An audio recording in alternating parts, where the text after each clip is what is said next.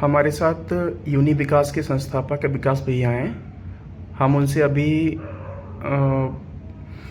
New generation warfare के बारे में पूछेंगे कि परंपरागत वॉर और न्यू जनरेशन वॉरफेयर में क्या अंतर है। भैया प्लीज़ हमें इसके बारे में क्लियर कीजिए कि क्या अंतर है खास तौर पे इनमें।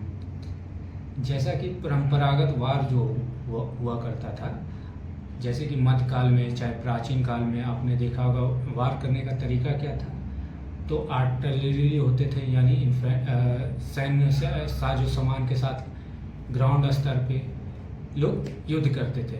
जब उसके बाद ब्रिटिश काल आया तो ब्रिटिश काल में जो युद्ध होती थी, चाहे द्वितीय विश्व युद्ध के दौरान चाहे प्रथम विश्व युद्ध के दौरान जो युद्ध हुई है, उसमें क्या किया था, ज़्यादातर गोला बारूद, सैन्य साजो सामान और ज़मीनी स्तर का लड़ाई ज़्यादा महत्वपूर्ण था।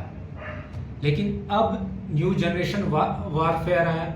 इसमें सबसे पहले जानेंगे न्यू जनरेशन वारफेयर के तहत जो है किसी देश के ऊपर पर्टिकुलरली वार जो हो रहा है वो ना होकर किसी मकसद उद्देश्य के लिए होता है। जैसे इस बार हम लोगों ने पुलवामा अटैक, आतंकवादी अटैक के बिहाव में, मतलब प्रतिरोध में, हम लोगों ने पाकिस्तान पे आतंकवादियों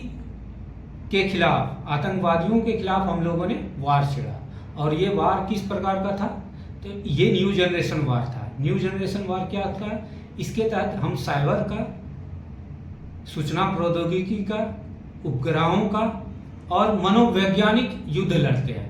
जैसा कि आपने देखा होगा कि जैसे ही पुलवामा अटैक हम लोगों ने के बाद हम लोगों ने जैसे 7 मई की रात को हम लोगों ने जो अटैक किया, उसके बाद हमारे मीडिया चैनल्स ने जो है एक तरह से साइकोलॉजिकल वारफेयर कर दिया।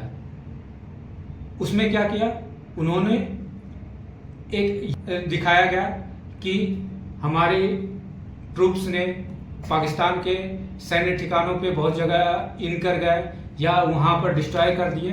तो ये क्या था, ये भी एक वार का एक हिस्सा था जिसे हम लोग साइकोलॉजिकल वार के रूप में भी जानते हैं।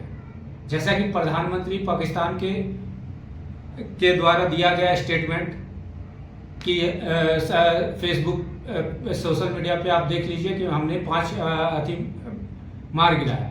तो ये भी एक वार का एक स्ट्रेटजी था जो कि फिफ्थ जनरेशन वार के अंतर्गत शामिल है। धन्यवाद।